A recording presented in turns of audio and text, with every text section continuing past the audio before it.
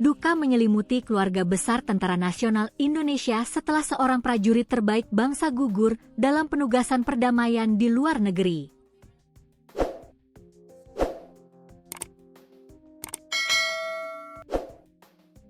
Prajurit tersebut diketahui bernama Farizal R, yang menjadi bagian dari misi perdamaian di bawah bendera United Nations Interim Force in Lebanon.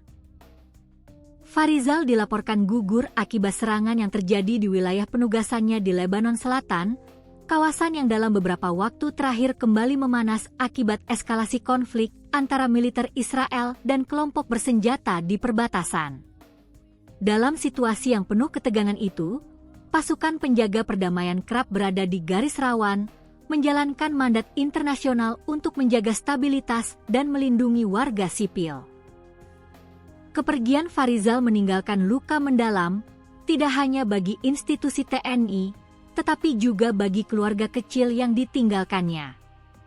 Ia diketahui baru menjalani kehidupan rumah tangga selama 3 tahun dan telah dikaruniai seorang anak yang masih kecil.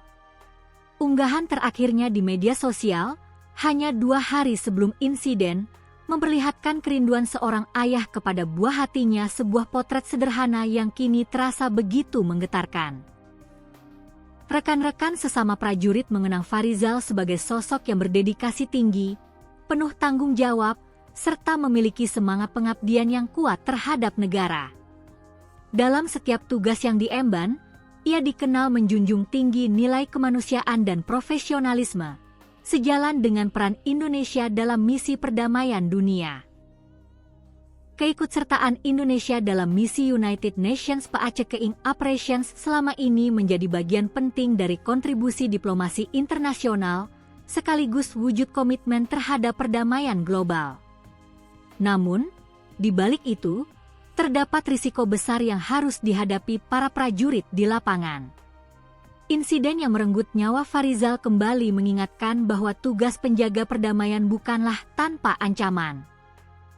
Di tengah konflik yang kompleks dan dinamis, mereka berdiri sebagai penyangga harapan, meski harus mempertaruhkan keselamatan jiwa. Ucapan belasungkawa pun mengalir dari berbagai kalangan, baik masyarakat maupun institusi, sebagai bentuk penghormatan atas pengabdian terakhirnya. Doa dan harapan turut dipanjatkan agar keluarga yang ditinggalkan diberikan ketabahan dan kekuatan menghadapi kehilangan ini.